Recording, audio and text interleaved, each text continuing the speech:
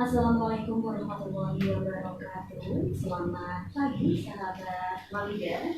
Ketemu bersama saya Dinda Regina di kesempatan pagi hari ini di edisi hari Rabu 13 Mei 2020 di talk show pagi yang sudah Dinda share dan Dinda informasikan untuk sahabat Malida di saat daerah Kota Blongo dan sekitarnya. Kebersamaan kita mulai dari pukul 9 sampai 10 pagi bersama narasumber dari Puskesmas Kecamatan Blongo, sahabat Malida. Tentunya kali ini membawakan tema tentang membahas tentang COVID-19 atau Corona. Baik untuk sahabat Malida yang sudah stay di gelombangnya 107,3 suara Malida, terima kasih untuk Anda ya. Buat sahabat Malida mungkin di saat pagi hari ini yang pengen bergabung langsung sekarang ini kita kedatangan narasumber yang ahli di bidangnya. Anda bisa telepon langsung untuk berdialog langsung, mungkin di WA-nya, call-nya di 085327999519. Bisa juga di IG dan Facebook-nya Suara Malida. Baik, sekarang kita perkenalkan dulu narasumber yang sudah hadir di pagi hari ini, sahabat Malida. Yang pertama ini ada Dr. Eko Cahyo Puspeno, itu ya Pak ya? Iya, beliau ini adalah Kepala Puskesmas Kecamatan Blongo. Assalamualaikum Pak. Waalaikumsalam warahmatullahi wabarakatuh. Iya, sehat selalu ya Pak ya? Alhamdulillah, kalau sehat. Sehat ya. Terima kasih Pak Dr. Eko. Kemudian yang kedua, sahabat Malida ini dari Dr. Harnugrahanto atau biasa disapa nama udaranya Pak Ang. Assalamualaikum Pak. Waalaikumsalam warahmatullahi wabarakatuh. Iya, di Nadis Puskesmas Blongo juga ya Pak ya. Sehat Pak ya. Alhamdulillah. Amin. Karena bapak-bapak berdua ini garda terdepan. Iya. Oke, itu tadi sahabat Malida suara-suara dari narasumber yang sudah hadir di kesempatan pagi hari ini sudah kita sapa, dan tentunya sekali lagi yang ingin bergabung silahkan bisa telepon WA call-nya di 085327999519, bisa juga di IG dan Facebook-nya Suara Malida. Dan kali ada di antara Anda yang ingin komen-komen di Facebook-nya Suara Malida juga dipersilakan. Dan kebetulan sahabat Malida di pagi hari ini di talk show kali ini kita juga siaran langsung di Facebook-nya Suara Malida. Itu lihat di situ Pak ya.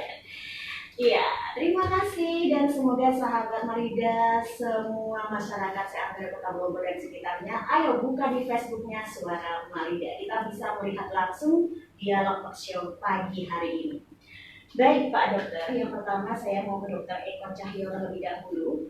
Ini kan tema kita tentang COVID-19 ya Pak ya, yang sudah sekitar 1 bulan lebih ini menjadi seperti menghantui masyarakat sedunia, bahkan yang ini pandemi global yang luar biasa yang membuat kita enggan untuk melangkah, enggan untuk melakukan aktivitas karena ini memang sangat berbahaya, menular sekali dan cepat sekali penularannya. Mungkin banyak sekali masyarakat awam yang belum tahu ya Pak, COVID-19 kok bisa dikatakan COVID-19 ini apa itu Pak? Terima kasih Mbak Dinda. Selamat pagi para pendengar setia Radio Malida FM. Sebelum saya menjawab tentang COVID-19 ini, saya ingin menyampaikan apresiasi kepada Malida FM ini yang telah memfasilitasi dan telah mengundang kami sebagai narasumber di talk show kali ini. Karena ini adalah suatu upaya yang sangat bermanfaat sekali bagi masyarakat yang saat ini memang kita sedang dihantui ya. Iya betul sekali. Dihantui tapi bukan hantu potong. Ya. Tapi Karena nggak kelihatan Pak. COVID-19. Apa ini sebenarnya COVID-19 ini ya? COVID-19 ini merupakan singkatan dari Coronavirus Disease. Kemudian ada angka 19. Jadi ini merupakan suatu penyakit yang biasanya menyerang saluran pernapasan ya, yang disebabkan oleh virus. Virusnya namanya corona. Nah, mengapa kok ada angka 19? Ini karena virus ini pertama kali ditemukan pada tanggal 31 Desember tahun 2019, tepatnya di kota Wuhan, Provinsi Hubei, Cina. Ya, jadi ini yang pertama kali sehingga di sini diikutkan tahun. Jadi tahunnya itu dari tahun munculnya tahun virus munculnya ditemukannya satu jenis coronavirus yang baru. Dan sebetulnya ini coronavirus itu ada 6 jenis yang sudah diketahui. Banyak, ada alpha coronavirus, ada beta coronavirus. Yang terkenal adalah MERS-CoV ya, yang ada di Timur Tengah. Kemudian ada SARS-CoV.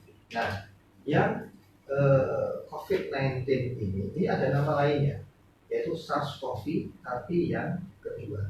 SARS-CoV itu artinya singkatan dari Severe Acute Respiratory Syndrome coronavirus. Kemudian nama yang lain adalah novel coronavirus. Jadi kalau nanti masyarakat membaca komentar ada novel coronavirus SARS-CoV-2 itu sama dengan COVID-19. Gitu. Oke. Iya. Itu tadi ya sahabat Malida sudah dijelaskan, barangkali ada di antara Anda yang belum paham apa sih kenapa kok dinamakan COVID-19. Ternyata 19 itu munculnya virus ini tahun 2019 ya sahabat Malida. Dinda juga baru ngeh ini. Iya, dan tentunya dari Anda ya yang ingin bergabung untuk bertanya langsung, mumpung di sini ada beliau-beliau dalam ahlinya, pakar-pakarnya untuk kedokteran sahabat Malida. Silakan Anda bisa tanya ya di 085327999919. Bisa juga masuk di Facebooknya Suara Malida. Yang berikutnya nih Pak, banyak sekali orang beranggapan atau ketakutan dengan COVID-19 atau Corona ini karena mereka saling dengar mungkin lewat media sosial yang mungkin ada berita-berita hoax yang itu dipercaya gitu, dan berita hoax itu benar-benar bikin mereka itu seperti ketakutan, takut keluar, di rumah saja, cuci tangan dan lain sebagainya. Itu saran-saran himbauan yang mungkin itu ada benarnya juga dan memang harus ya Pak ya. Seberapa besar Pak sebenarnya bahayanya COVID-19? Ya. Jadi COVID-19 ini cukup mengkhawatirkan kita semuanya karena memang menimbulkan suatu keresahan dan bahaya yang besar. Di antaranya adalah menyebabkan kematian yang cukup cepat itu kematiannya. Biasanya dalam waktu beberapa hari sampai minggu ada orang yang terinfeksi virus ini. Biasanya memang saya memiliki faktor-faktor penyerta yang lain itu dalam hitungan seperti itu bisa ya. Kemudian yang kedua, penyebarannya pun sangat cepat dan luas ya. Kalau tadi ditemukan pada tanggal 31 Desember 2019 sampai dengan bulan Mei ini dalam hitungan bulan ini sudah sampai hitungan jutaan, sangat besar dan banyak sekali yang terjadi itu seluruh dunia. Di Indonesia pun juga banyak, nanti kita akan sampaikan angka-angkanya. Kemudian dampaknya itu sangat luas, tidak hanya pada masalah kesehatan, tapi juga kita sudah merasakan, masyarakat juga merasakan ada yang sudah terdampak ekonomi, kemudian masalah keamanan, masalah sosial yang biasanya kita dengan mudahnya berinteraksi sekarang dibatasi ya. Masalah budaya mungkin orang ada kumpul-kumpul, ada acara sekarang juga dibatasi ya. Kemudian bahaya yang lain adalah karena di sini pengendaliannya tidak mudah ya. Ini membutuhkan banyak sekali sumber daya, semuanya sudah dicurahkan ke sana. Di samping itu juga butuh kesadaran tinggi untuk nanti bisa mencegah penularan COVID-19. Jadi yang menjadi pemikiran kita bahwa memang COVID-19 ini cukup meresahkan kita semua karena berbagai hal yang tadi saya sebut. Iya Pak, berarti dikatakan bahaya atau nggak bahaya belum bahaya ya Pak ya? Iya bahaya. Namun ya kita tidak perlu panik dalam menyikapinya. Bagaimana kita harus menyikapi dengan benar. Ikuti nanti ada langkah-langkah yang akan kita sampaikan supaya kita bisa menyikapi dengan tepat. Iya betul. Tidak usah panik tapi tetap waspada, jaga diri, jaga kondisi, imun tubuhnya harus kuat. Biasanya kalau saya baca di poster-poster gitu. Baik, untuk selanjutnya nih sahabat Malida, itu tadi ya tentang gimana sih COVID-19 itu juga bahayanya seperti apa. Yang penting jangan panik dan tetap waspada, itu kata Pak Dr. Eko. Dan sekarang mulai mungkin yang sudah yang sudah dari kemarin terus selalu melakukan kewaspadaan, lebih waspada lagi. Tapi jangan terlalu panik karena itu akan berbahaya juga kalau terlalu panik ya. Ini mungkin beralih ya ke Pak Dr. Hanugrahanto, Pak Dr. lebih mudahnya gitu ya. Tentang itu loh Pak, banyaknya yang sudah terjangkit COVID-19. Iya. Seperti apa? Mungkin bisa dijelaskan. Ya, selamat pagi. Sebelumnya untuk sahabat Malida ya, para pendengar di Radio Suara Malida. Untuk kasus COVID-19 ini sesuai dengan yang disampaikan Dr. Ipong, memang karakteristik khasnya dari si virus ini dia penyebarannya sangat cepat. Karena memang transmisi atau penularan yang bisa dilakukan oleh si virus ini dia bisa masuk melalui saluran nafas, saluran melalui mulut, kemudian melalui kelopak mata.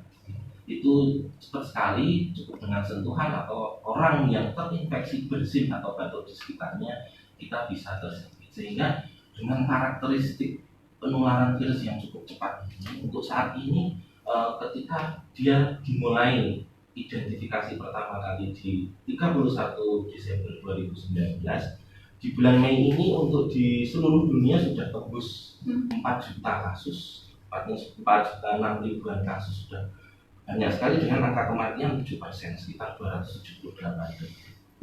Kemudian untuk di Indonesia sendiri saat ini untuk kasus yang terkonfirmasi itu sudah 14.700 sekian, yang ini sudah hampir mepet ke 15.000 ya. Kemudian dengan angka kematian juga sudah tembus 1.000, jadi sudah 1.007 kasus. Ini per data 12 Mei kemarin jam 16 sore kemarin diupdate di webnya Kementerian Kesehatan seperti itu. Untuk khusus di Jepara sendiri, untuk saat ini kita sudah menerima 5 kasus konfirmasi. Yang sudah terkonfirmasi ada 5 kasus dengan 1 kasus yang meninggal. Ya. Sehingga kalau untuk di Jepara ini melihat angkanya seperti ini, karena ini ya masalahnya adalah penemuan kasusnya mungkin di Jepara kan belum begitu banyak, baru 5 kasus, dan kebetulan 1 ini memang meninggal. Ya, jadi sehingga angka pembaginya sedikit, sehingga 1/5 hitungannya 20% lah kematiannya. Nampaknya memang besar, tapi karena memang kasus konfirmasinya baru sedikit sehingga harus 1 kasus ini yang meninggal, dan angkanya secara presentasi nampak besar sekali. Ya itu kalau Jepara ya Pak. Iya. Mungkin mengerucut ke Melongo kali? Iya. Untuk Melongo sendiri, alhamdulillah sampai saat ini kita belum ada kasus yang terkonfirmasi. Untuk saat ini memang angka ODP dan PDP saja yang sudah kita temukan. Untuk ODP kita ada sampai saat ini ada 35 ODP yang ada di Melongo dan ada 10 PDP yang ada di wilayah Kecamatan Melongo. Dari sekian banyak pasien ini ada 45 kasus ini yang memang mengerucut ke arah COVID, sudah kita lakukan swab, ya, dan alhamdulillah hasil swabnya negatif semua. Jadi sampai detik ini kita masih di Kecamatan Melongo khususnya ini belum ada kasus yang positif terkonfirmasi. Alhamdulillah kalau begitu ya, sekitar kita aman semoga. Ya. Insya Allah semoga tidak bertambah. Amin.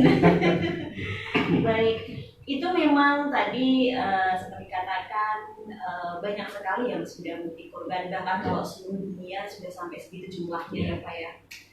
Ini memang cukup berbahaya, dan tadi seperti katakan Dr. Eko juga, ini gampang sekali, mudah sekali penularannya ya Pak ya. Seperti apa sih kok dikatakan gampang sekali menular? Apa kita hanya bersentuhan itu tertular, salaman tertular? Ya, tadi sudah disinggung sedikit oleh Pak. Sebenarnya kan tadi kita sudah mengetahui bahwa penyebabnya kan virus. Virus itu kan tidak kelihatan. Ukurannya itu antara 60 sampai 100 nanometer ya, tidak bisa kelihatan oleh mata. Kemudian virus ini menularnya kan lewat orang-orang yang membawa. Siapa yang membawa? Itu adalah orang-orang yang tinggal atau melakukan perjalanan ke daerah yang bersangkutan. Nah, sementara orang-orang yang melakukan perjalanan ini katakan, ini kan kita juga tidak bisa mengenali langsung ketika kita berinteraksi. Nah, inilah yang kita tidak tahu. Gitu. Sehingga kan ketika kita berinteraksi, jangan-jangan ini orang ini membawa virus itu kan tidak. Nah, kemudian yang lain lagi ya, kenapa ini populer adalah sebagian besar itu tidak ada gejala. Iya, justru yang bahaya yang tidak ada gejala. Mereka itu merasa sehat, kemudian mereka tetap melakukan interaksi dengan orang yang lain yang tanpa pembatasan, yang ada sebagainya seperti itu, sehingga cepat sekali. Ini juga sulit kan? Sulitnya lagi adalah orang-orang yang melakukan perjalanan ini tidak semuanya ngaku. Tentunya nanti kita akan sebut juga di dalam salah satu upaya pencegahan. Maksudnya mereka akan melakukan isolasi atau karantina mandiri di rumah. Ya. Tapi tidak semuanya, mereka tetap bisa untuk pergi dan berinteraksi. Inilah yang akhirnya cepat sekali. Coba bayangkan, pertama kali di Cina itu kan jauhnya itu sampai berapa dari Indonesia, tapi kok bisa sampai ke beberapa ratus negara. Kok sampai ke Jeporo barang nggak disangka-sangka ya Pak? ke Jepara, nggak menyangka ya. Untuk belum sampai logo ya.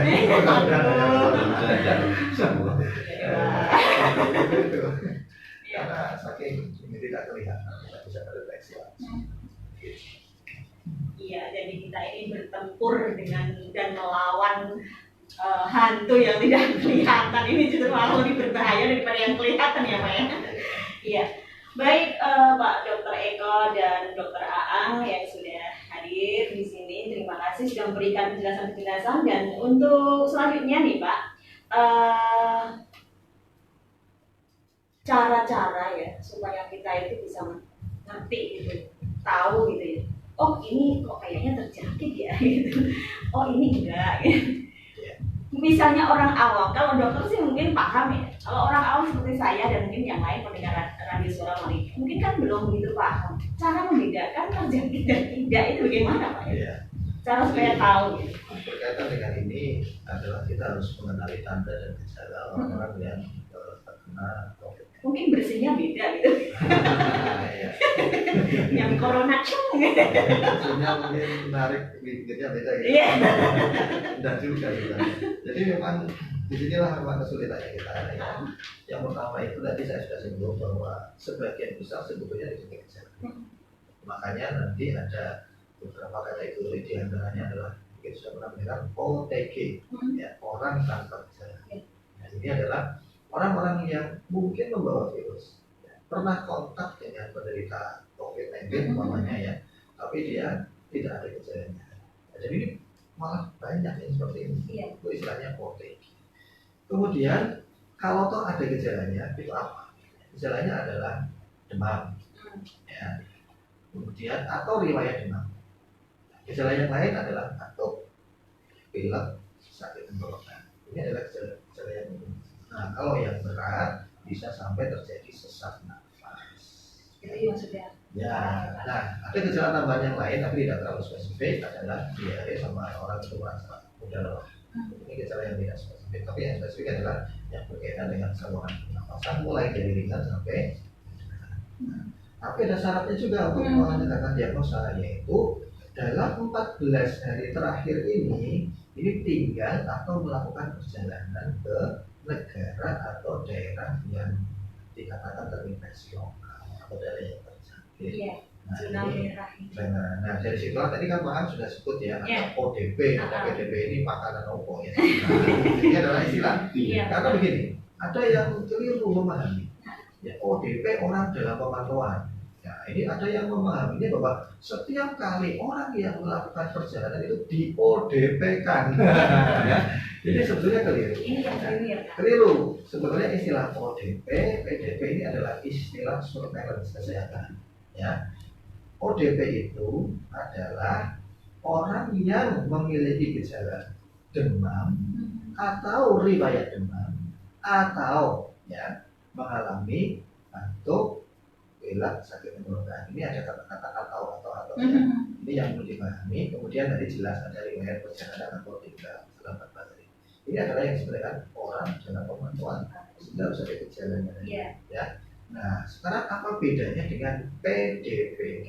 Pasien dalam pemantauan adalah orang atau pasien yang mengalami gejala demam atau riwayat demam Dan, nah ini ada dan. Jadi kalau sudah ada demam atau demam dan ada batuk, pilek, sakit tenggorokan, apalagi ada sesaknya, nah ini sudah dikatakan pasien dalam pengawasan. Ini biar orang-orang tahu istilah-istilah ini, gitu ya. Kemudian ada lagi istilah namanya terkonfirmasi. Nah ini bagaimana? Ini kan begini, kalau sudah ada kecurigaan, ya, ini orang mestinya dilakukan pemeriksaan fisik, kemudian ada pemeriksaan penunjang. Nah, penunjang khusus dalam hal COVID ini adalah swab. Ya, jadi diusap nanti tenggorokan atau hidungnya gitu ya. Kebetulan Pak Naat sudah pelatihan di kemarin di RS kemudian nanti di swab, kemudian dilakukan pemeriksaan, dikirim ya, kalau di sini dikirim ke Solo itu ya. Ada juga ke Jogja waktu awal-awal ini, sekarang sudah Semarang juga sudah bisa ya. Nanti dilihat hasilnya. Nah kalau ternyata swabnya tadi ditemukan kuman dan dinyatakan positif, ya, ini namanya pemeriksaan PCR. Itu namanya kasus terkonfirmasi. Nah, kemudian mungkin ada lagi yang nggak tahu. Gimana dengan pemeriksaan yang lain? Ada namanya pemeriksaan rapid test, yang pemeriksaan secara cepat. Tapi pemeriksaan rapid test ini digunakan adalah untuk mendeteksi adanya zat kebal yang telah terbentuk dalam tubuh si penderita, yang namanya antibodi. Sehingga biasanya tes rapid ini disarankan diperiksanya setelah sekian hari, ya 7 hari atau itu. Tapi kalau dari awal-awal ya orang baru menderita dan bergejala, dari awal-awal dicek rapid test itu bareng-bareng dicek rapid gitu ya. Ada yang sebenarnya biasanya belum terdeteksi. Begitu. Makanya kalau ada rapid test dianjurkan untuk diulang dalam waktu 10 hari. 10 hari. 10 hari. Kemudian ada namanya pemeriksaan yang lain untuk penunjang, yaitu ronsen kalau misalnya batuk, sesak, kemudian diperiksa laporan untuk menyingkirkan penyakit-penyakit yang lain atau untuk mengetahui adakah penyakit karena nanti hubungannya dengan masalah pengobatan. Ada tambahan mungkin dari Pak Dokter? Iya, jadi saya tambahkan untuk kriteria PDP dan ODP mungkin selain dia ada riwayat perjalanan atau riwayat mengunjungi wilayah yang menjadi wilayah infeksi lokal, juga dia bisa jadi ketika dia memang tidak kemana-mana, dia ada di wilayah Mongolia atau wilayah Jepara, tapi sudah pernah kontak dalam kondisi yang intens, dalam kondisi yang intens dengan pasien yang memang sudah terkonfirmasi dengan positif COVID ini. Ya, jadi dengan kondisi itu, walaupun dia mungkin memang saya kerjanya di Jepara saja, saya tidak pernah keluar kota, tapi ketika mungkin ada satu kasus, mungkin rekan kerjanya atau atasannya atau orang satu rumahnya ini dia positif terkena COVID, maka dia juga akan kita pantau. Kalau memang dia ada gejala demam atau riwayat demam atau gejala infeksi saluran pernapasan, tetap kita anggap sebagai orang dalam pemantauan. Begitu pula ketika ada demam atau riwayat demam dan infeksi saluran pernapasan, maka kita masukkan kriteria PDP, pasien dalam pengawasan. Dan memang salah satu clue yang memang harus kita perhatikan adalah di pedomannya adalah tidak ada penyebab lain yang dipastikan, tidak ada penyebab lainnya. Jadi ketika kita ambil contoh, ada satu kasus pelaku perjalanan dari Jakarta, dia sudah masih hari ke-10, jadi belum 2 minggu. Kebetulan dia ini pakai kawat gigi. Ini kasusnya memang ada di Lombok ya. Dia pakai kawat gigi, kemudian karena kondisi seperti ini, biasanya dokter gigi ini akan lebih berhati-hati. Jadi ketika kondisinya tidak gawat darurat, biasanya dokter gigi tidak melakukan tindakan. Dan memang untuk di Jepara, untuk dokter gigi yang spesialis ortodonti itu kan memang jarang. Dia lama di Jakarta, kembali ke Jepara, dia tidak tahu dokter di mana.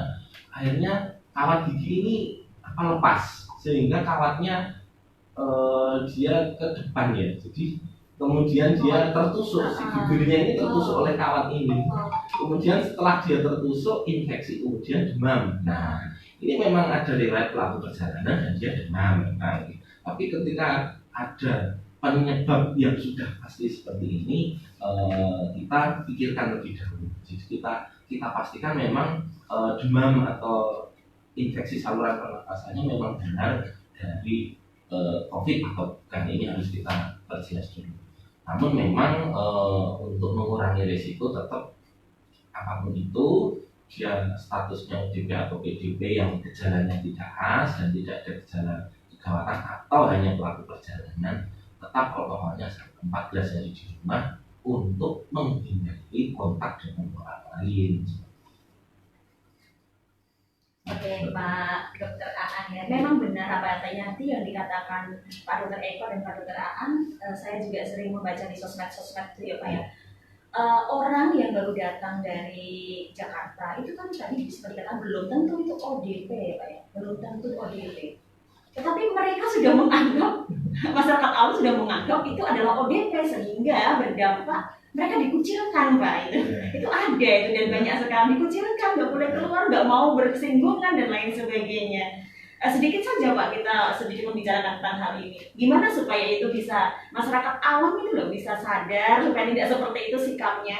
Terus juga tadi tentang yang dikatakan Pak Dokter Aan tadi, penyakit itu kan gejalanya hampir sama ya Pak ya, semua penyakit kanker tipes, DB, tetapi itu juga semuanya dianggap terkonfirmasi COVID gitu loh.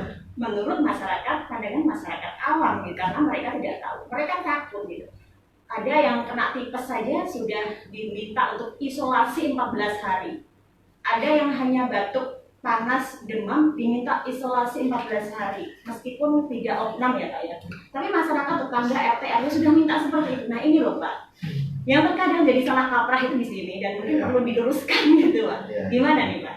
Pak Eko dulu. Iya boleh Pak. Jadi begini, sebenarnya memang ini adalah merupakan bagian dari tugas kita bersama tentang masalah komunikasi resiko dan pemberdayaan masyarakat. Di awal tadi Pak juga itu tentang adanya masalah ya, maka di sini juga penting sekali kita memberikan informasi dan masyarakat pun juga mencari informasi yang benar yang terkait dengan masalah COVID, termasuk tadi kalau ada pelaku perjalanan ataupun orang-orang yang mungkin kategori ODP, PDP, bahkan kalau yang sudah tervaksinasi, bagaimana kita bersikap ya? Iya, bagian dari hal yang penting.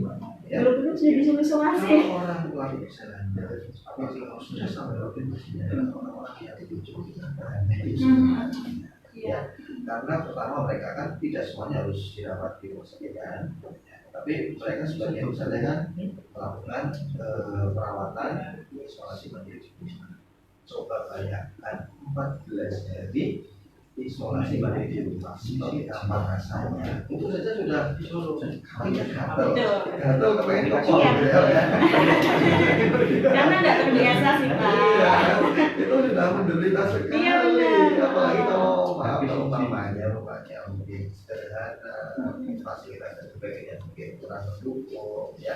Terus ditambah masyarakat yang ya itu stigma, diskriminasi, ini kan sudah semakin menderita. Maka daripada itu bagaimana sih sikapnya benar? Kemudian nanti ada kaitannya dengan masalah upaya-upaya atau peran masyarakat ya. Ini adalah yang pertama para pelaku perjalanan ini ya, sekaligus kita sampaikan alur ya, para pelaku perjalanan ini yang pertama kan harus lapor dulu ya, lapor ke RT-nya ya.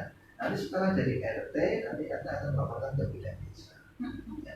Dan perlu diketahui sampai saat ini di Lombok saja ini sudah ada 1.700 berapa Pak tadi? 1.700 pelaku perjalanan ya. Dan 1.500 diantaranya itu adalah dari daerah terinfeksi lokal. Coba bayangkan kalau dikucilkan semua itu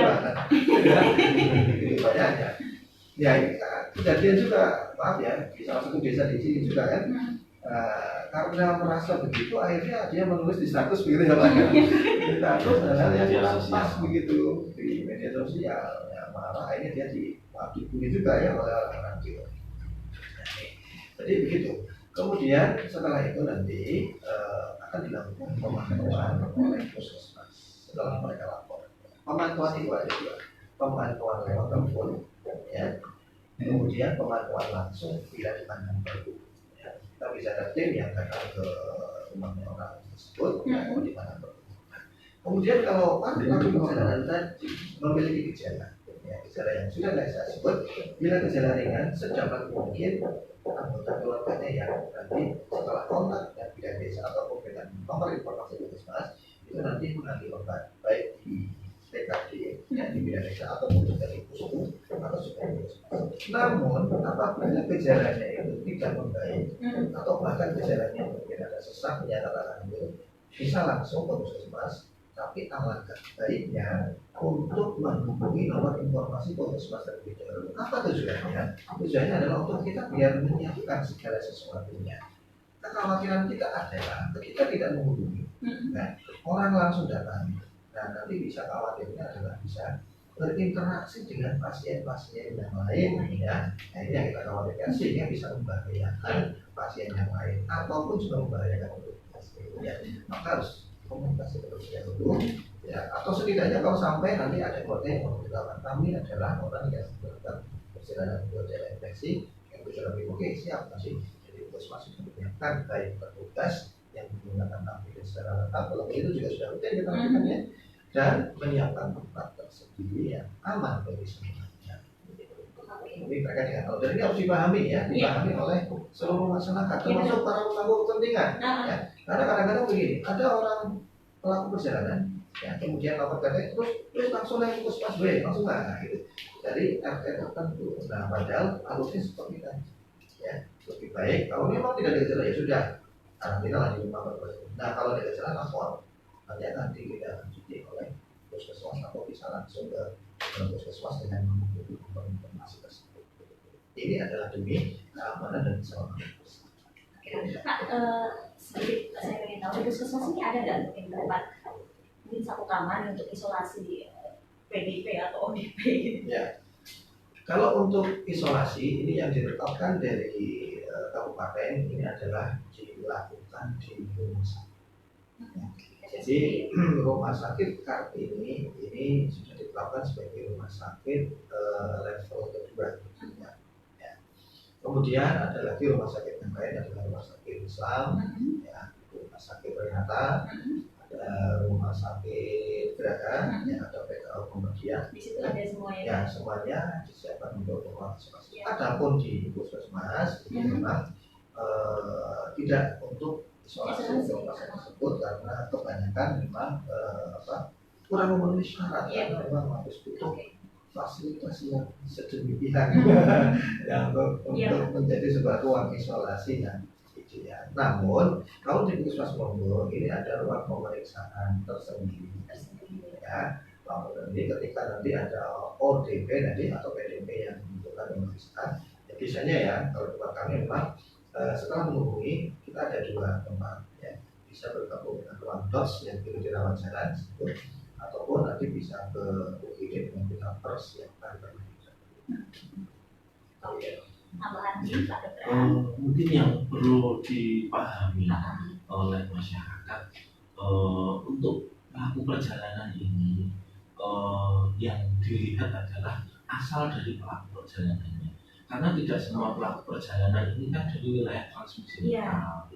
Untuk wilayah transmisi lokal untuk saat ini itu yang jelas adalah Jakarta dan sekitarnya, Kota Tangerang, Tangerang Selatan, kemudian Bandung, Karawang, kemudian untuk di Jawa Tengah sendiri ada Semarang dan Solo. Untuk yang dekat lagi di DIY di daerah istimewa Yogyakarta ada di Kabupaten Gunung Kidul, Kabupaten Bantul dan Kabupaten Sleman. Untuk di Jawa Timur ada di Surabaya, Gresik, Sidoarjo dan sekitarnya, Malang. Untuk lengkapnya ini bisa dilihat di webnya www.infeksiemerging.kemkes.go.id. Jadi ini setiap hari akan berubah, akan diupdate. Ketika ada wilayah transmisi baru, maka dia akan ditambahkan. Sebenarnya ada kabupaten dan provinsi yang lain ada banyak yang sering muncul adalah. Kemudian contoh kasus kemarin ada satu pelaku perjalanan yang dia mau pulang ke rumah oleh keluarganya sendiri.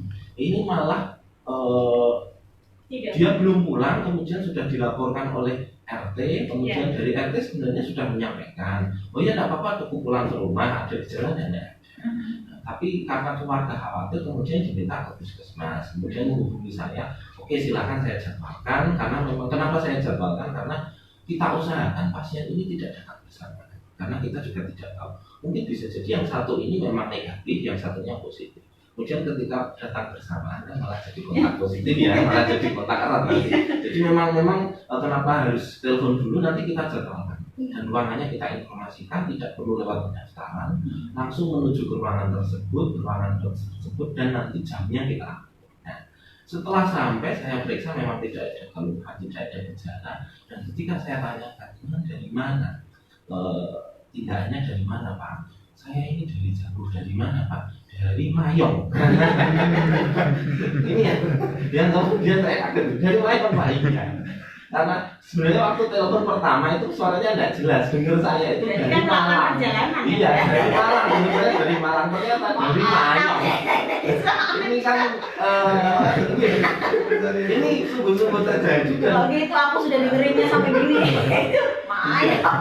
Ini memang mungkin apa ya, boleh lah Kak, seperti disampaikan Dr. Eko, kita waspada boleh, tapi jangan panik, sama seperti ya, ketika ya sama seperti orang ikut ujian lah, mungkin ada COVID kemudian ujian nasional ditiadakan ya, sama seperti orang ujian kan, kalau panik pasti malah nanti hasilnya tidak maksimal. Tapi ketika ujian sesulit apapun, kalau kita kemudian waspada, belajar dan mempersiapkan, malah nanti hasilnya bisa bagus. Sebenarnya sih itu iya benar ya. Karena tidak semua pelaku perjalanan juga. Kalau kemarin saya dari Pecahan Pak. Iya. Pak Dokter bisa Banyol juga nih.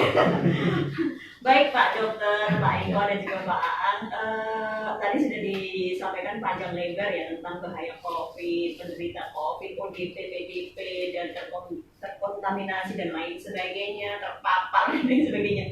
Sekarang yang mau saya pengen tahu ini juga caranya mengobati kalau sudah terkena gitu Pak. Karena memang kita lihat rumah sakit sudah nggak muat ya Pak ya, banyaknya pasien gitu. Kalau misalnya kita pengobatan mandiri di rumah atau kalau mungkin belum parah kan bisa dilakukan seperti itu. Mungkin masyarakat awam kan pengen caranya mengobati untuk penderita yang belum parah gitu. Bisa di rumah sendiri dengan minum ini, dengan pakai ini, isolasi diri gini. Seperti apa Pak? Jadi memang tidak semua baik itu ODP, PDP, bahkan yang terkonfirmasi ya, ini harus dirawat inap di rumah sakit. Sebagaimana ini yang kasus yang kelima yang di Jepara ini ya, kebetulan di Kecamatan Bangsir itu kan kemarin akhirnya tidak dirawat juga ya. Ini kan menjadi polemik loh, itu pun tidak dirawat. Memang kalau gejalanya ringan, bahkan yang konfirmasi pun tidak perlu harus dirawat di rumah sakit. Mungkin juga masyarakat pernah mendengar pula ada beberapa dokter spesialis dan dokter di rumah sakit tadi di Semarang ya, yang konfirmasi positif itu, tapi tidak dirawat di rumah sakit, tapi dirawatnya di hotel. Enak. Nah, jadi tidak semuanya begitu. Nah, kemudian kalau ada gejala tadi tentunya pengobatannya adalah istilahnya ada pengobatan suportif untuk meningkatkan daya tahan tubuh. Obat-obatan yang simptomatik, obat-obatan untuk mengurangi gejala yang ada, demam, ya kemudian dikasih penyembuh panas, obat batuk dan sebagainya, tentunya sesuai dengan gejala-gejala yang timbul. Karena ini virus bukan kuman ya, jadi tidak butuh antibiotik kecuali kalau memang ada penyakit-penyakit yang lain. Kemudian yang dilakukan oleh orang tersebut juga tentunya harus meningkatkan daya tahan tubuh pula dengan makan makanan yang bergizi, ya.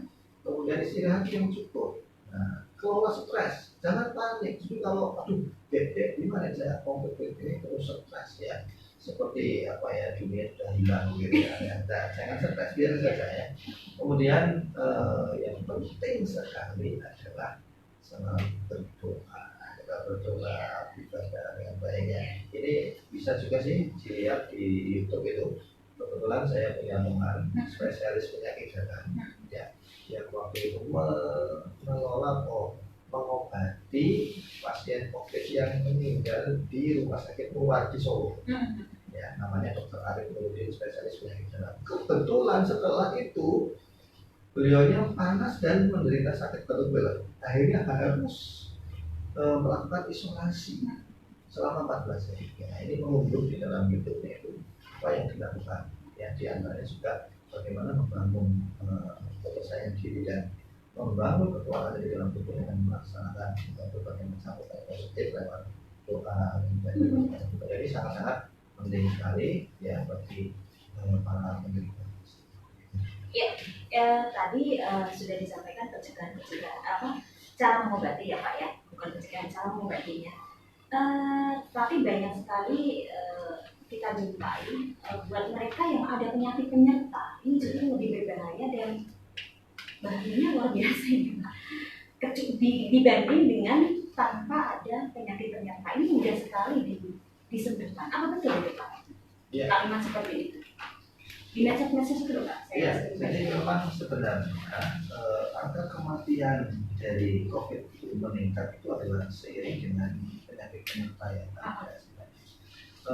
Kita itu sebenarnya kalau membaca ya dan mengikuti berita bahwa orang yang terkonfirmasi COVID-19 yang sembuh itu lebih banyak.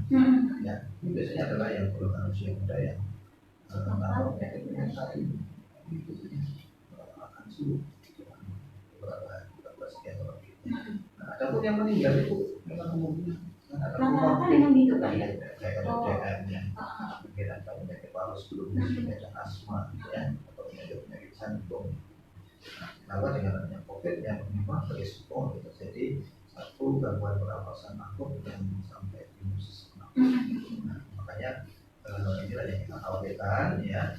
Dan salah satu upayanya memang kita harus memisahkan ya. Kalau umpamanya ada para pelaku perjalanan yang kemudian melakukan karantina di rumah dan di rumahnya itu ada orang tua, ada orang penderita DM, ada orang hamil, ibu hamil juga hati-hati.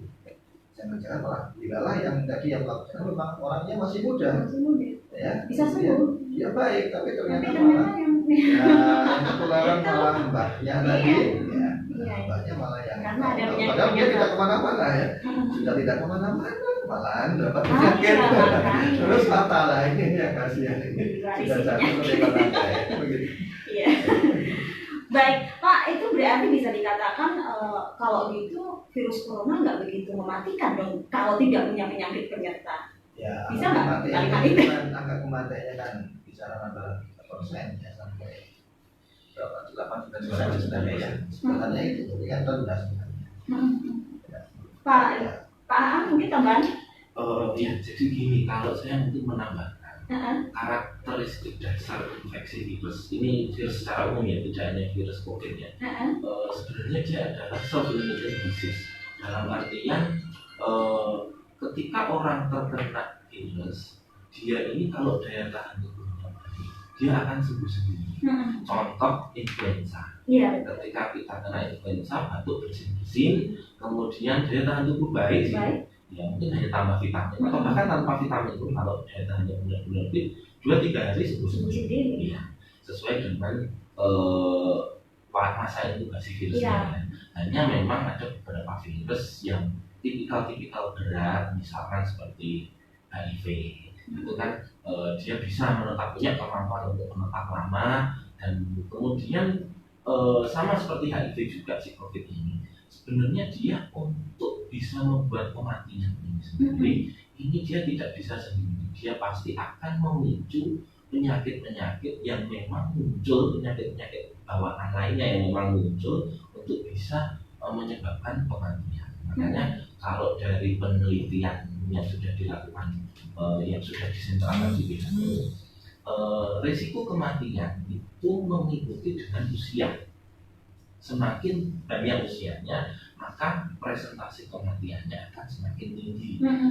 Bisa dipahami karena memang ketika usia sudah semakin banyak, biasanya penyakit penyertanya juga akan semakin banyak. Nah, selain itu, kebetulan ini rekan sejawat saya sesama dokter waktu itu tidak di Jawa Tengah ya, dia di provinsi lain di Pulau seberang sana. Dia sebenarnya masih muda juga. Tapi karena dia ada bawaan penyakit asma, secara kebetulan waktu itu kasusnya sama, ada pasien yang datang ke rumah sakit, kemudian dia tidak menyampaikan secara sesungguhnya bahwa dia pernah ada riwayat perjalanan dari Jakarta, kemudian dirawat dengan demam berdarah waktu itu. Seiring perjalanan demam berdarahnya membaik, tapi kondisi pasien masih stagnan dengan kondisi buruk. Setelah dicek lebih lanjut, pemeriksaan lebih lanjut, ternyata dia memang positif COVID. Dan ketika disampaikan, dia memang baru mengaku bahwa iya sebenarnya saya memang dari Jakarta, kemudian dia ke Bandung, kemudian ke saya lupa pokoknya ke 4 kota besar yang ada di Jawa, kemudian sebelum balik ke Kalimantan. Dari 18 pegawai yang kontak di rumah sakit tersebut, 6 diantaranya jadi positif. Itu termasuk salah satunya rekan saya, sesama dokter juga. Dan kemudian dia punya penyakit bawaan asma. Akhirnya apa? Ketika yang lainnya hari ke-12, 13 sudah mulai, dia harus dirawat sampai 28 hari, masuk ke ICU dengan bantuan ventilator. Karena apa? Paru-parunya tidak bisa mengembang dengan sempurna karena dia tidak usah kena COVID saja, saluran nafasnya menyempit karena asma, sudah untuk nafas kadang kalau pas kumat sudah susah, apalagi ditambah dengan infeksi ini yang mungkin kalau sudah beredar ya video di mana-mana yang ada seorang dokter yang dia melakukan penyedotan lendir yang ada di pasien yang kemudian lendirnya kaku sekali, kenyal sekali seperti karet, bahkan ditarik hampir 1 meter dia tidak putus. Nah yang ada di dalam penderita COVID itu seperti penyumbatan. Ya penyumbatan sehingga apa? Sehingga dia harus dirawat di ICU dalam kondisi koma dengan ventilator sampai 28-30 hari. Walaupun sekarang sudah sembuh, sudah baik, sudah aktivitas, tapi tentu itu kan membuktikan bahwa memang pasien-pasien dengan penyakit penyerta, apalagi pasien dengan penyakit penyerta khususnya di paru, ketika di kondisi pandemi COVID seperti ini mereka harus lebih berhati-hati. Karena ketika sudah benar terkena, maka proses pengobatannya dan proses penyembuhannya, recovery-nya akan jauh lebih lama dibandingkan orang yang sehat seperti itu. Iya, berarti kan penyakit virus COVID-19 ini kan buat mereka yang sudah punya penyakit penyerta itu lebih berbahaya, lebih mematikan mungkin ya. Resikonya lebih tinggi dan juga buat mereka yang usianya di atas 45 mungkin ya Pak ya. Itu resikonya juga lebih tinggi. Terkadang kalau aku melihat seperti itu saya ya Pak ya, saya pribadi melihat wacana itu agak tenang dikit gitu. Agak tenang dikit. Oh, aku belum itu, belum sampai 45. Agak tenang dikit. Tapi apakah benar buat mereka yang tanpa penyakit penyerta itu untuk menuju kesembuhan sangat baik, persentasenya sangat tinggi? Sebenarnya tergantung juga dari sistem imunnya. Orang dalam kondisi sehat, tapi ketika dia terkena, kemudian dia stres, nah, secara fisiologis ya, secara algoritma tubuh, ketika orang dalam kondisi stres, maka akan keluar hormon-hormon yang sifatnya akan mereduksi atau mengurangi dari daya tahan tubuh itu sendiri. Mungkin dia kondisinya sehat, bisa jadi dia memang ada kasusnya memang dia seorang atlet, usianya masih 30, saya lupa 38 atau 39 dalam waktu konferensi kasus ini kita dipresentasikan. Tidak ada riwayat penyakit penyerta sebelumnya, tapi pada waktu dia terkena, dia stres. Nah, sehingga pada hari perawatan ke-21 dia meninggal. Meninggalnya karena memang sistem daya tahan tubuhnya meskipun tidak ada penyakit penyerta ya, dan masih muda. Iya, masih muda. Tapi ketika daya tahan tubuhnya tidak terjaga dengan baik, maka mau tidak mau ya bisa dibayangkan 14 hari di ruang isolasi yang kondisinya seperti itu. Dan ruang isolasi jangan dibayangkan seperti bangsa pada umumnya, ada AC-nya, kemudian ada TV-nya, LCD, kemudian bisa dikunjungi, bisa berinteraksi walaupun dalam kondisi sakit dikunjungi. Tidak, kalau di ruang isolasi ini kita benar-benar sendiri, dipisah antara satu pasien dengan yang lain, kemudian udaranya tidak begitu dingin karena tidak pakai AC, jadi dia harus disedot ke sebuah tempat, ya, sehingga tekanannya harga. Wah, itu penderitaan banget kayaknya. Ya, jadi dengan kondisi seperti sampai apa ya, menolak, ada yang kabur. Memang nggak kuat ya Pak ya. Iya, di 14 hari ya Pak itu. 14 hari. Anak kecil yang diisolasi terus malah menghasilkan ngamuk Pak. Di Kalimantan Timur kebetulan rekan saya sendiri yang cerita Karena dulu saya pernah dinas di Kalimantan Aduh, Utara, yaitu berat. sampai memecahkan kaca. Stres ya? Iya, stres karena stres. Iya. Baik-baik. Sedikit banyak sudah terkupas ya, sudah tahu kita ya sahabat Mawida. Dan untuk pencegahannya Pak sekarang, daripada kita sudah terkena, mendingan kita mencegah dulu ya Pak ya. Seperti apa Pak Dokter Eko dulu? Ya, jadi inilah yang terpenting sebenarnya Nah, di antara poso kita kali ini. Penting untuk bisa diterapkan oleh kita semuanya, masyarakat secara luas ya. Yang pertama adalah kita hendaknya membudayakan perilaku hidup bersih dan sehat.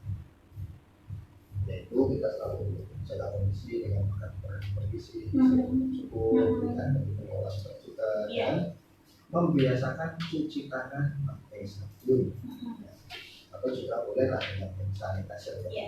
Karena ini kan biasanya kadang-kadang virus itu menempel di tangan.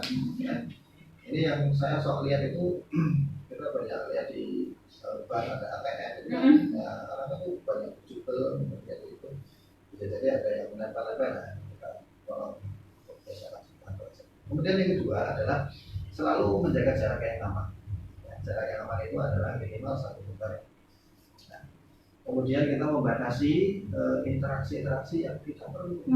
Makanya sekarang kan work from home, ada school from home, ya ini semuanya dari rumah ya. Termasuk ini ya dari materi berita ini kan melakukan itu ya. Karena mau ditambah dengan sekolah dengan radio yang ada di sekolah yang lain. Kemudian selalu gunakan masker ketika keluar rumah. Nah ini juga kendala tersendiri.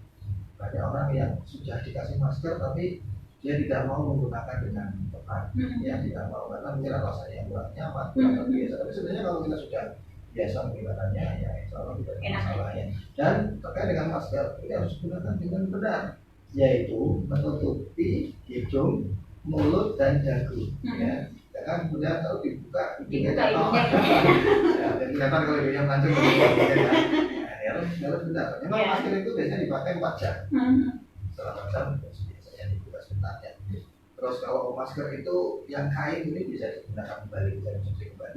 Tapi kalau masker kain bisa dibuang dan alangkah baiknya dirusak terlebih dahulu ya, karena khawatirnya nanti bisa dipakai orang bisa digunakan di rumah lagi. Kemudian terapkanlah etika batuk, yaitu kalau yang batuk pilek ya, kalau batuk itu bisa menutup dengan lengan bagian dalam.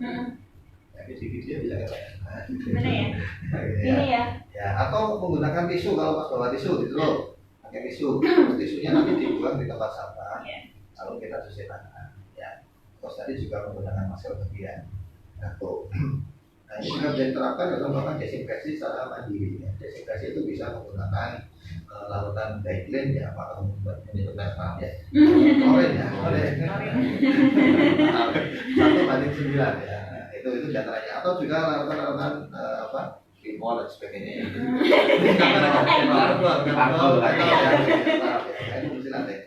Kemudian hindari bepergian ke atau masuk ke atau datang dari daerah yang berinfeksi. Makanya kan ada imbauan jangan mudik. Kalau yang sudah di Jakarta, di Bandung, sayangilah keluarga Anda ya, nggak usah mudik lah. Sekarang bisa diganti dengan video call gitu. Tahan diri ya. Memang ini suasana lebaran kali ini. Uangnya aja yang mulai. Suasana lebaran kali ini memang berbeda ya. Iya betul. Jauh-jauhan ini. Juga sebenarnya punya saudara-saudara jauh gitu, pengen ketemu ya. Tapi sabar. Dan itu juga mungkin kita yang beragama Islam juga ada petunjuk Nabi kan. Kadang-kadang saya sering ditanya, Pak Dokter, kapan sih sebenarnya corona akan berakhir? Nah itu sebenarnya ada petunjuk Nabi itu ditanya ya. Yaitu ketika ada wabah seperti ini yang ada di daerah terinfeksi itu jangan keluar sampai yang di luar jangan masuk, itu ada hadisnya itu. Memang itu kuncinya ya, termasuk ini jangan mudik ya saya dari Jakarta tadi ya. Kemudian wajib lapor ya bila datang dari daerah terinfeksi. Jadi ya harus lapor. Jadi lapor kantornya saya sebutkan melalui Pak RT kemudian ke desa. Nah yang terakhir ini juga adalah tolong jujur, ya jujur kepada petugas kesehatan ya. Ya saya tadi pas ngobrol di awal kan di Puskesmas bahasa pernah kecolongan dalam arti begini. Ada yang periksa di rawat jalan, ya memang orangnya orangnya sakit, panas, dan dia tidak melakukan perjalanan. Tapi ternyata ayahnya yang barusan dari Jakarta. Ya, ini. Tapi tidak ngomong. Nah, tadi kan kita lihat dari mana juga itu termasuk yang kontak dengan para perjalanan. Dia memang tidak kemana-mana, mau anak umur 10 tahun. Kebetulan udah tidak demam berdarah. Dan dirawat di puskesmas Monggo sampai 2 hari terus akhirnya dirujuk ya. Nah ternyata ini ayahnya baru dari sana. Kemudian ada lagi yang datang ke UGD ya. Anak-anak juga kemudian saya periksa malah waktu itu. Nah ternyata ayahnya malah ikut masuk juga waktu itu ya. Itu dari Tangerang gitu waduh. Nah ini ya kejujuran itu penting, proaktif. Sebut ngomong saja. Saya ini datang dari daerah-daerah ini. Kita tidak akan mendiskriminasi. Justru malah nanti kita akan melakukan dengan baik ya secara khusus begini langkah-langkahnya untuk keamanan dan keselamatan bersama. Jadi ini masalah upaya pencegahan yang mungkin sampai dipahami dan diterapkan dengan bersama. Betul. Jujur pokoknya dari mana jujur, dari Mayang pun jujur gitu. Pak Aang, jadi gak bisa lupa nih sama Pak Aang. Ingat Mayang. Baik Pak. Seperti yang sudah dipaparkan panjang lebar tadi, sekarang peran pemerintah Pak, seperti apa dari pemerintah, himbauan dari pemerintah? Jadi karena COVID-19 ini sudah masalah yang sangat global, pemerintah Indonesia pun juga sudah sangat baik sekali dalam kaitannya pencegahan penyebaran luasan COVID. Yang pertama adalah menetapkan COVID-19 ini sebagai bencana nasional. Tentunya dengan penetapan ini kan ada konsekuensinya kan. Semua institusi, semua lembaga, semuanya kan tersurat ke sini.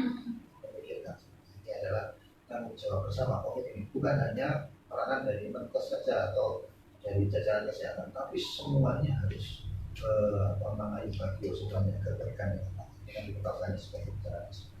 Kemudian apa sih penerapannya? Itu dibentuk satu gugus tugas percepatan penanganan COVID, mulai dari pusat sampai dengan ke tingkat daerah, bahkan sampai ke desa-desa Satgas COVID. Ini adalah semuanya sudah terbentuk ya. Kepedulian dari masyarakat juga dengan pemerintah. Kemudian dibuat juga pedoman pencegahan dan pengendalian COVID ya, sebagai acuan bagi kita. Dalam pengendalian ini kan harus ada pedoman yang jelas. Ya. Pernah nggak kita mendengar bahkan menyaksikan kan ada juga yang waktu itu daerah-daerah yang mengadakan desinfeksi pakai apa itu ya, pakai alat apa namanya?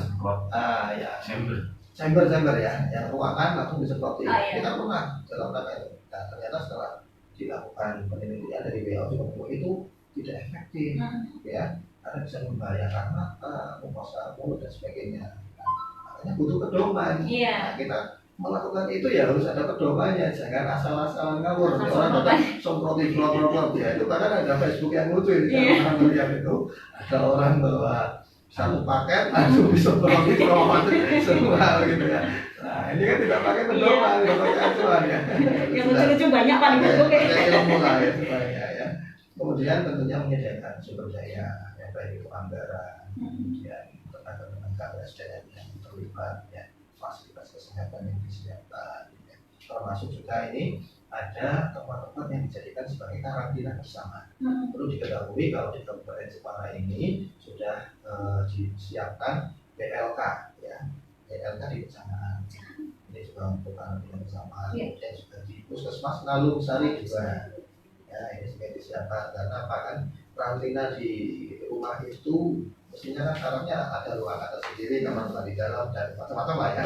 Tidak semuanya bisa itu seperti itu ya. Nah makanya di pemerintah Jepara itu menyiapkan karantina bersama. Ini sebenarnya kami pun di Monggo ini sudah punya wacana. Kita sudah pendekatan sih. Lagi mencari-cari tempat yang pas ini. Desa-desa ini di Kecamatan Monggo ada wacana kemarin yang sudah siap di sebelumnya di Desa Jambu dan Sobyong. Walaupun mungkin belum sepenuhnya di sana, tapi insya Allah nanti kalau memang bisa ya disiapkan. Tapi ini perlu dibicarakan kembali dengan Satgas Kecamatan. Kemudian ada juga ya bantuan logistik, bantuan PLT, ada beberapa desa yang sudah membagi PLT karena dampaknya tadi kan tidak hanya kesehatan kan, masalah ekonomi juga ya. Kemudian berbagai macam media informasi baik audio atau visual atau cetak sudah disiapkan oleh pemerintah dan termasuk daerahnya adalah ada beberapa daerah yang sudah menerapkan PSBB ya, PSBB. pembatasan sosial yang berskala besar ya. Kalau yang sangat-sangat banyak kasusnya itu secara kali itu. Kalau Semarang sih baru ya parsial ya, mungkin ke arah mau gitu ya. Kalau Semarang belum sampai ini. Oke, baik. Dari Pak Dokter A mungkin ada tambahan? Menggelitik-gelitik ya. Sebenarnya gini, saya hanya ingin menekankan untuk yang kita kembali untuk pasien atau memang pelaku perjalanan yang memang periksa ke puskesmas, tidak apa silakan jujur. Titik poinnya adalah tetap kita memberikan pelayanan. Tidak kemudian kita tidak memberikan pelayanan atau seperti apa, tetap kita berikan pelayanan. Hanya memang alurnya akan berbeda. Berbedanya gimana, mungkin dengan APD-nya, alat pelindung dirinya pasti akan berbeda, ruangannya juga akan kita pisah. Kemudian ada beberapa kebijakan yang mungkin juga mohon dipahami masyarakat bahwa di situasi ini memang ada beberapa pembatasan terutama di puskesmas.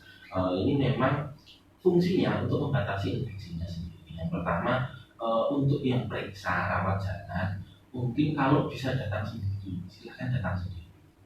Kalau memang perlu diantar, yang antar cukup satu orang. Kadang-kadang yang periksa satu, yang antar satu keluarga. Jadi kan risikonya masih di belakangnya ada. Iya, nanti kalau rawat itu kalah ART Pak. iya, kenapa gitu. Misalnya yang kedua, Soalnya saya juga pernah kayak gitu di Brondol ya. iya. Yang kedua untuk saat ini khusus pasien rawat inap kita tidak mengizinkan untuk dibesuk. Bukan karena apa? Karena kita monitoring dan kontrolnya yang membesuk ini juga kita sulit. Selain itu ruangan di puskesmas Monggo di beberapa kelasnya juga ada yang satu ruangan bertiga. Yang jelas kita pahami adalah mereka yang dirawat pasti kan sakit. Nah mungkin kalau tidak sakit dirawat di puskesmas kan mungkin. Sementara dengan kondisi sakit itu daya tahan tubuhnya berlaku. Tidak menutup kemungkinan yang membesuk ini ternyata dia juga pelaku perjalanan dari luar kota. Kan kita kontrolnya sulit ya, tidak bisa. Nah ini kita batasi karena memang kita tidak ingin kemudian pasien yang sudah kita rawat yang daya tahan tubuhnya mungkin sedang drop, kemudian kontak dengan orang luar yang tidak kita lakukan screening, kemudian infeksinya bertambah. Nah ini yang mohon dipahami seperti itu. Kan kita kemudian sensi kalau didatangi enggak sih, sebenarnya kalau kemarin silahkan ya kita agak bebas belum ada ini ya. Iya, yang penting asal pasien sebelahnya tidak terganggu kan seperti itu kalau ini. Bahkan yang datang kadang kalau sore itu kadang satu pick up, satu bis, kita pahami ya. Parkirannya itu kemarin ya, tapi untuk saat ini sekalian nanti setelah dari situ wisata lah. Iya, kan kadang seperti itu. Nah ini yang monggo silakan kalau mau menjenguk, kalau pasiennya sudah sehat, kondisinya baik, kemudian pulang ke rumah. Nah kalau mau silaturahmi pada saat itu, monggo. Tapi kalau pada waktu perawatan kami tidak. Oke deh. Baik Pak Dokter Eko, Pak Dokter Aan. Sekarang yang terakhir Pak, karena tidak terasa ya, ini sudah 1 jam lebih loh, lebih 5 menit. Ngobrol. Mereka sudah antusias menonton di Facebook Pak. Yang terakhir ya Pak, apa yang harus dilakukan oleh masyarakat? Kira-kira harapan dari Pak Dokter itu sendiri apa kepada masyarakat, terutama masyarakat Jepara ini, Lombok dan sekitarnya? Pak Dokter Eko dulu. Ya, jadi begini ya, terkait dengan COVID, kalau tadi Mbak garda terdepan itu adalah petugas kesehatan. Sebenarnya ya itu sih tidak sepenuhnya kurang tepat ya. Garda terdepannya benar-benar terdepan. Ini adalah masyarakat itu sendiri sebenarnya. Maka peran masyarakat itu adalah menjadi sangat penting. Ya. Masyarakat ini bisa saya bagi dari dua. Masyarakat secara umum. Ini bisa mengambil peranan dalam pencegahan penularan COVID dengan cara tadi melakukan upaya-upaya pencegahan dari PHBS, kemudian sekarang pakai sabun, ya, pakai masker, kita batuk dan seterusnya itu yang pertama. Kemudian yang kedua adalah mencari serta menyebarkan informasi yang benar. Ya, karena nanti kan banyak dan simpang siur ya ini harus cari informasi yang benar. Kemudian yang ketiga adalah kalau ada para pelaku perjalanan ataupun para penderita yang terinfeksi COVID, nanti kita beri hitungan, ya jangan sampai dilakukan diskriminasi.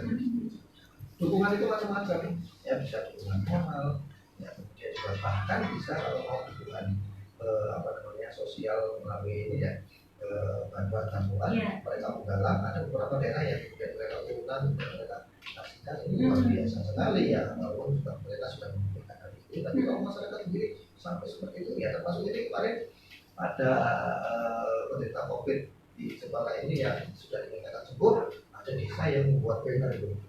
Selamat datang apa ini ya itu. Selamat datang di ada itu ya. Pada yang sudah sembuh. Ya, itu juga sangat-sangat ini. Semangat walaupun kita sembuh begitu. Kemudian termasuk diantaranya adalah ini yang perlu juga jangan menolak kalau ada jenazah COVID tidak akan dilakukan di tempat itu. Pengalaman yang terjadi di daerah termasuk yang dekat-dekat di Jepara dari Semarang ya, ada perawat yang kemudian meninggal mau dimakamkan, tolak hanya dimakamkan di kota itu. Nah, tapi akhirnya ini dikasuskan kan, ini sudah ada ancaman tersendiri. Ya, karena sebenarnya jenazah COVID itu kan sudah tidak menularkan ya, karena sudah dilakukan satu pemulasaran yang ya sesuai dengan protokol.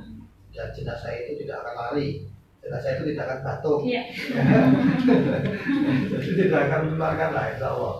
Walaupun memang ada ketentuan ketika memakamkan itu menurut Islam Islam itu kan jaraknya 500 meter dari pemukiman atau 50 meter dari sumber air ya. Namun sebenarnya ya kalau memang bisa seperti itu alangkah bagusnya. Tidak semua daerah mungkin ada seperti itu.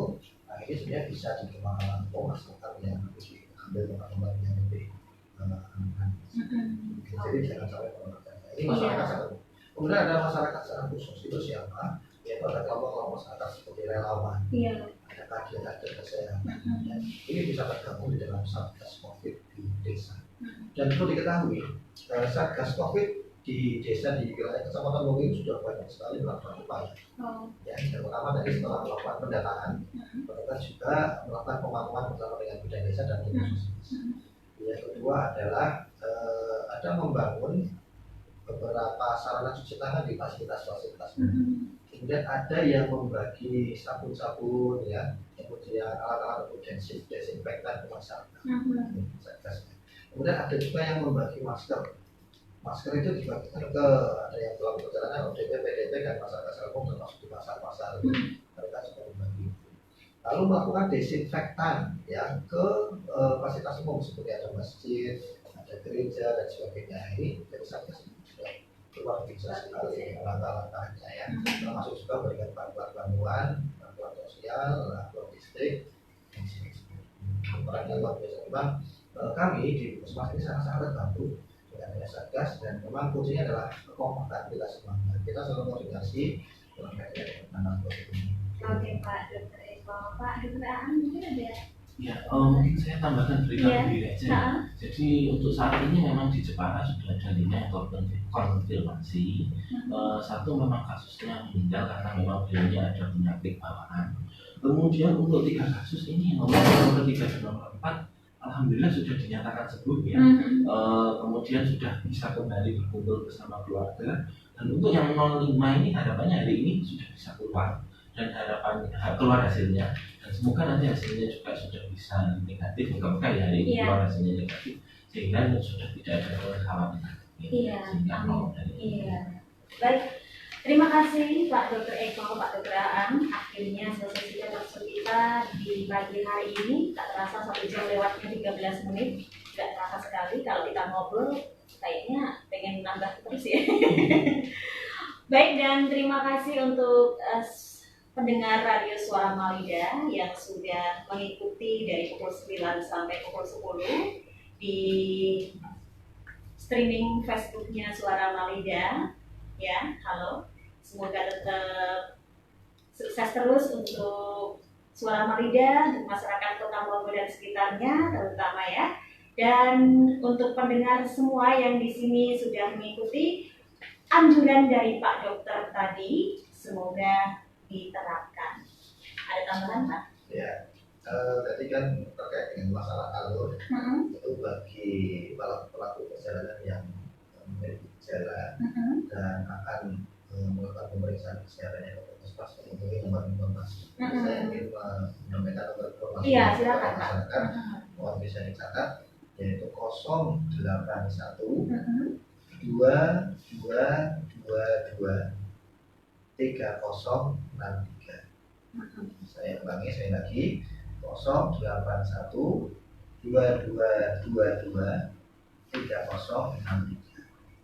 Ini nomor informasi kita yang terindikasi COVID memang barangkali bisa kesehatan. Oke. Iya. Baik, itu tadi informasi yang terakhir dari Pak Dr. Eko. Bila ada di antara sahabat Malida ini yang merasa bahwa dirinya ini kok kurang nyaman, seperti merasa terindikasi COVID, silakan Anda bisa menghubungi nomor 081 2222 3063. Gimana? Sudah betul ya? Ya pengen Pak gitu. Pak jadi banyak penggemar. Dari kemarin sudah ramai tuh. Pak Angin ya. Tapi itu untuk kalau berobat ke puskesmas. Tapi kalau dari informasi pelaku perjalanan itu dan gejala ringan cukup menghubungi nomor bidan desa. Oh, oke. Ada 8 bidan desa dan nomor-nomornya sudah disampaikan. Ya, terima kasih Pak Eko, terima kasih Pak. Nanti lain kali kita bisa talk show lagi ya. Lucu-lucunya dikeluarkan terus ya. Dan akhirnya Dinda Regina harus pamit undur diri. Tetap konsentrasi dan prestasi. Jangan sia-siakan waktu supaya kita tidak merugi. Wassalamualaikum warahmatullahi wabarakatuh.